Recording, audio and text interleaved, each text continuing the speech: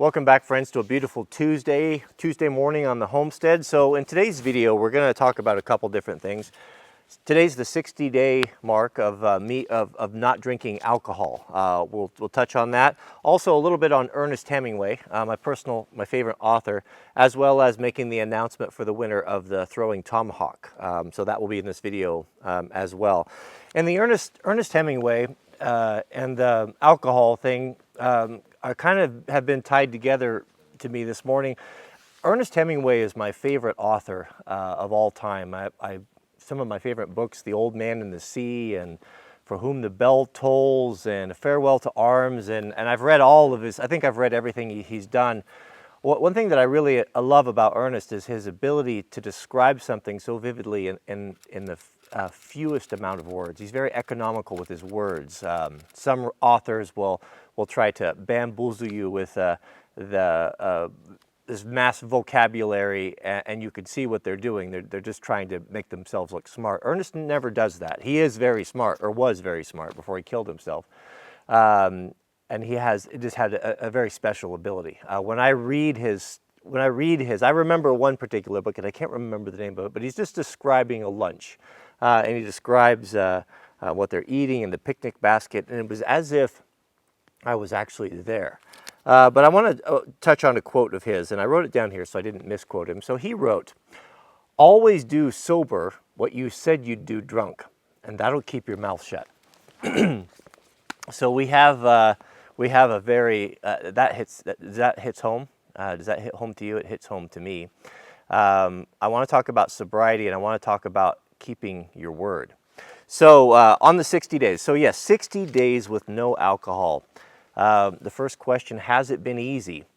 It has not been all that easy at times, but I wouldn't say that it's been all that hard.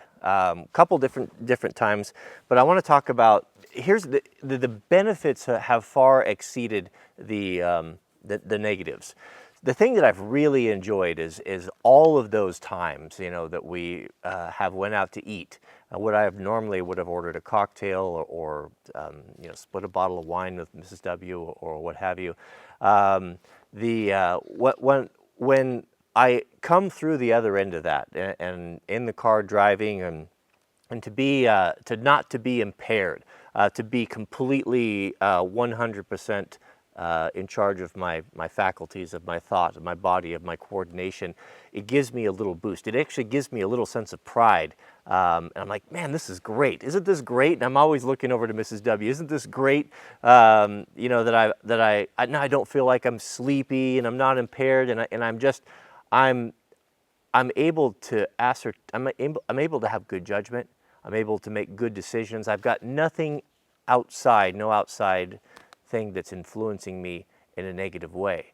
And when I originally started doing this, I was thinking, well, you know, like Owen said, I need to not drink for the summer so I can find out for myself if indeed I have a drinking problem. Because if I'm unable for 3 or 4 months to resist the temptation, then that tells me that I'm unable to drink anymore at all. And so what I was thinking when I started this was, well, I'll follow that same rule, you know. And I never believed that I had a drinking problem, but I could certainly on the path, right? It's a slippery slope that it is. And now after 60 days of sobriety and 60 days of not having it, and the expense and just all of the negative connotations that come with it, I'm seriously considering, and I know forever is a long time, but I'm seriously considering, I tipped the scale the other day where I'm over 50% now of just giving it up altogether. I really enjoy being in charge of my wits. I'm really enjoying the physical benefits. I've lost weight. If you quit drinking, you will lose weight without changing your diet or doing anything. I'm hearing from so many of you that are doing the same thing that's something that you never expected, something I never really expected. Healthier, more of a lively glow in your face. People have been pointing it out. My wife points it out. She said the other day, you know, I like it a lot better that you're not drinking. And that made me feel really good, and also made me feel really sad for all of the years that maybe that was bringing out characteristic or personality traits that she was just too kind not to bring up, and, you know, say that these are maybe things I don't like about you. So that was really it was a hard thing to hear, but it was a good thing to hear at the same time. So as again, forever is a long time, right? What I was thinking was, we're going to go to Leavenworth and Oktoberfest this fall, and I was thinking, well, I'll get to partake in my favorite beer there. I'm really seriously considering, guys, just being done with it 100%. And every day that I go, when I hit 90 days, I think that that's even going to be a stronger. It's going to be stronger, and I'm going to have more resolve than I do right now. So again, I know every time I do these videos, guys come on and say, hey, there's nothing wrong with having a beer after work. I never said that. I couldn't agree more. You do whatever you want to do. But there's different personality types. There's personality types that are drawn to extremes. There are personality types that get into gambling, and there are personality types that don't. There's guys that take crazy risks. There's guys that don't. So what works for you and what is a fit for you is not necessarily what is a fit for me or for someone else that may be making this decision. So I'm not preaching. I'm not judging to any of you, and I don't think it's a salvation issue. I don't think there's anything wrong with sitting down and enjoying a glass of wine on your deck watching a sunset with your wife whatsoever. And I can't say what I'm going to do, but I'm just telling you, this is kind of how I'm feeling now, and this is what's going on after 60 days. But I feel better. I sleep better. I'm sharper. I have a better connection with God.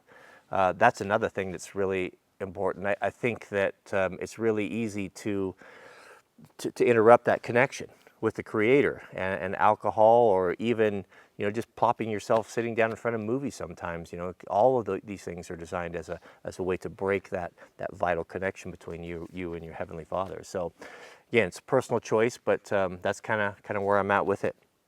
So what about Ernest Hemingway? What about this quote? Always do sober what you said you'd do drunk. That will keep your mouth shut. So I read this quote, and the first thing that came into my mind last night, or I don't think I read it, I think it just popped into my mind. God speaks to us.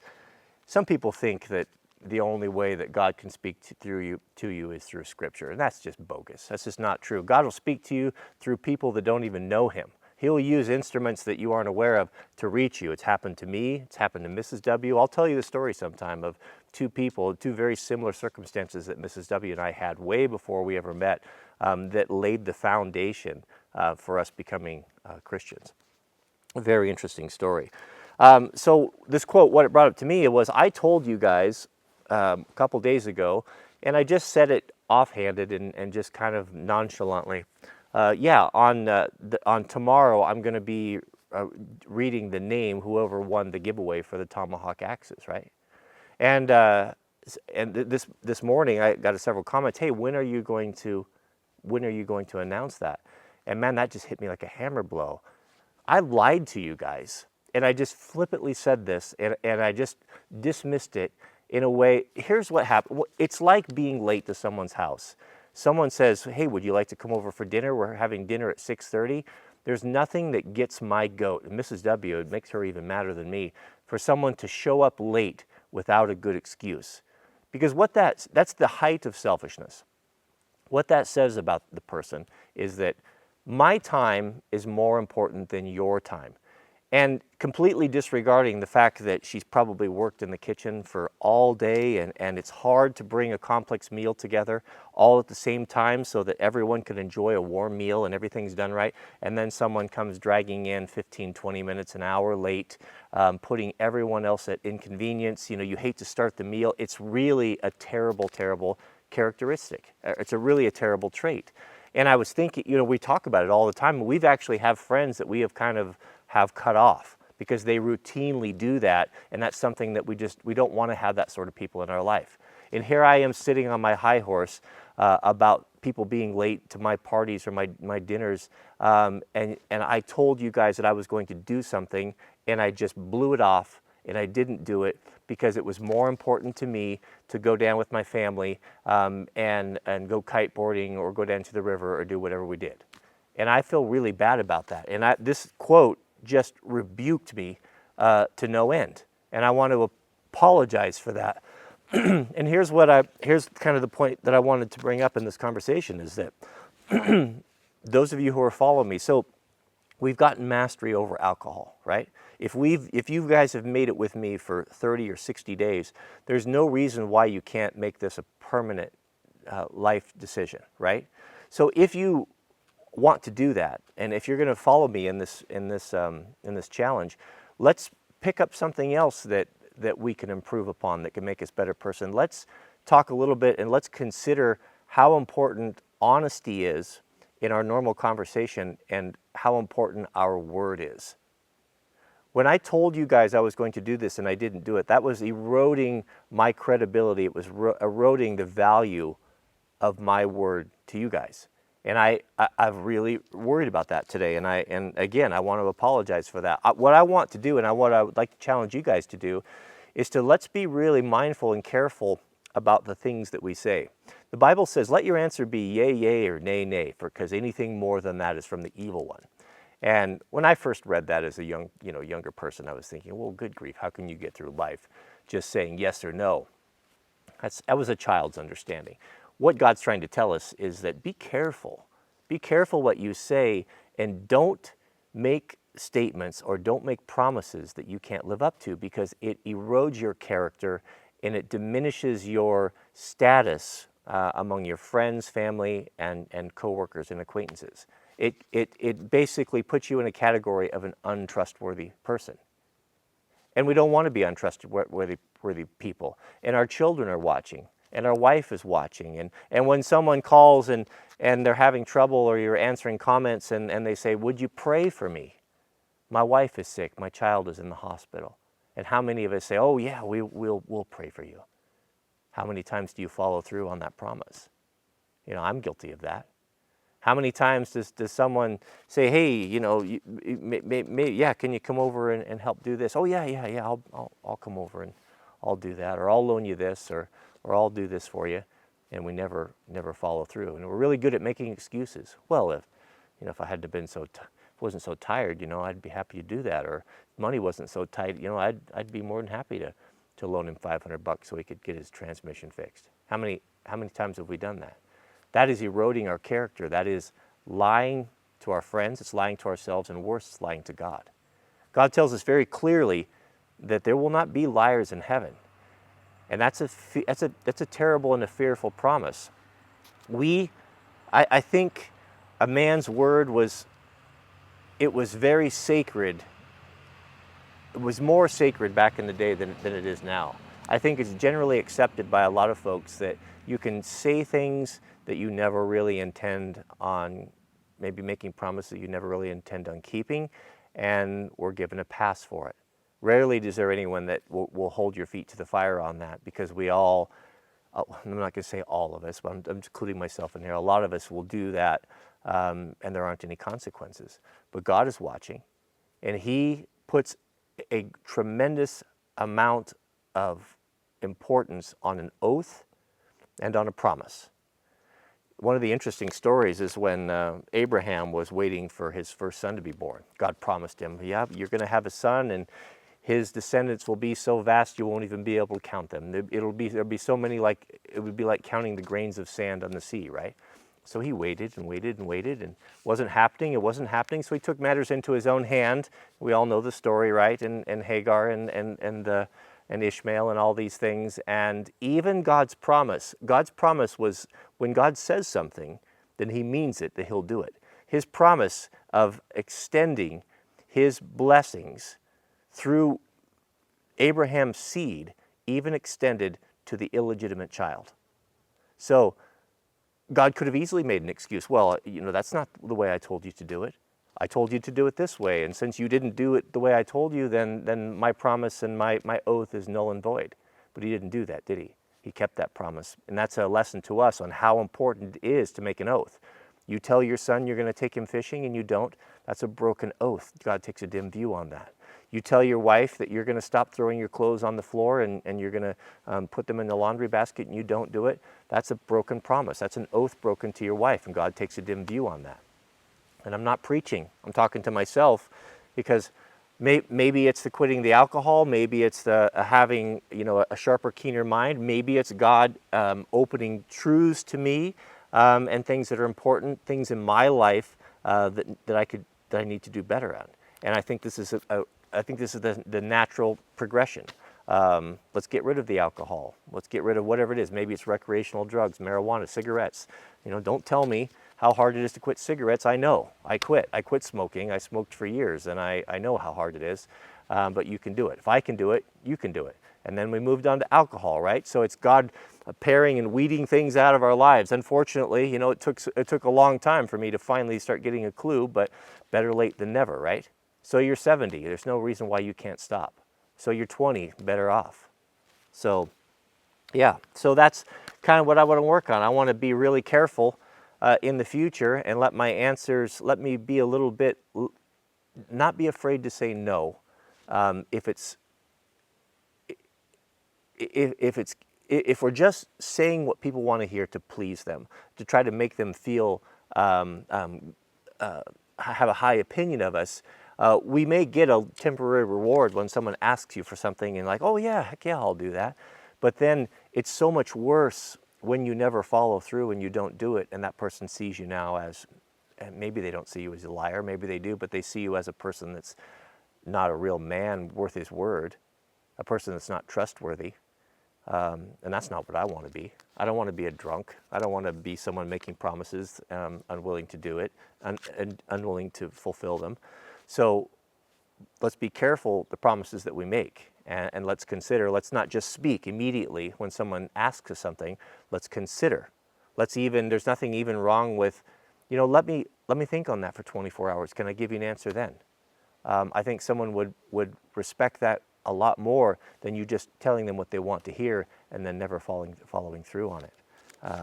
Seems to me anyway. So yeah, that's kind of, I think that's what we'll work on. Let your yeses be yes and let your no's be no, and anything more than that is from the evil one. And that's so true.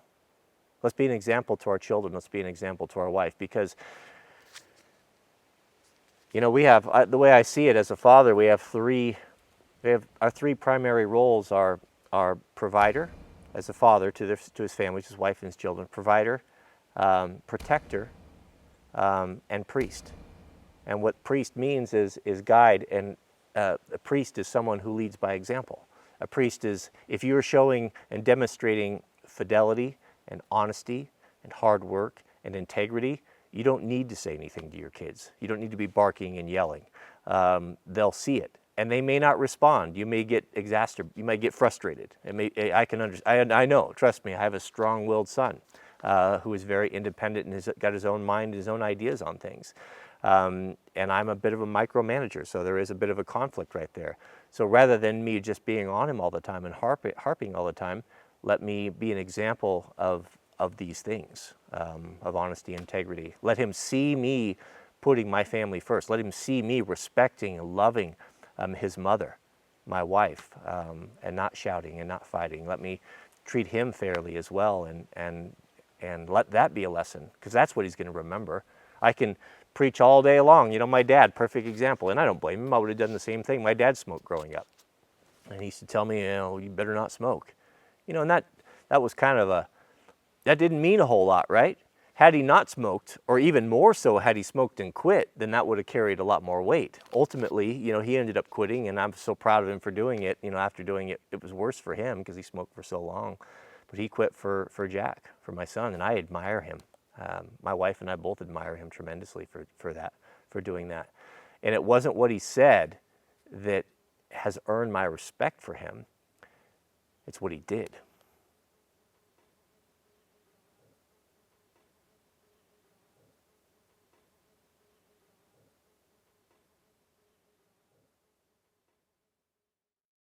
Good grief, guys, we're not off to a very good start. I just told you I was going to announce the winner for the for the Tomahawks. Go over to my Instagram page at Mr. Wranglerstar. Follow us on Instagram. We put lots of different fun video clips and photos up there, lots of family stuff, and I'll announce the winner. So go on over there. I'll look down in the subject heading. I'll put a link directly over there to it, and you can find us over there. And don't forget to follow us. I think you'll enjoy the Instagram page. So thanks for watching. Click the thumbs up if you haven't already, and we'll see you guys on the next video.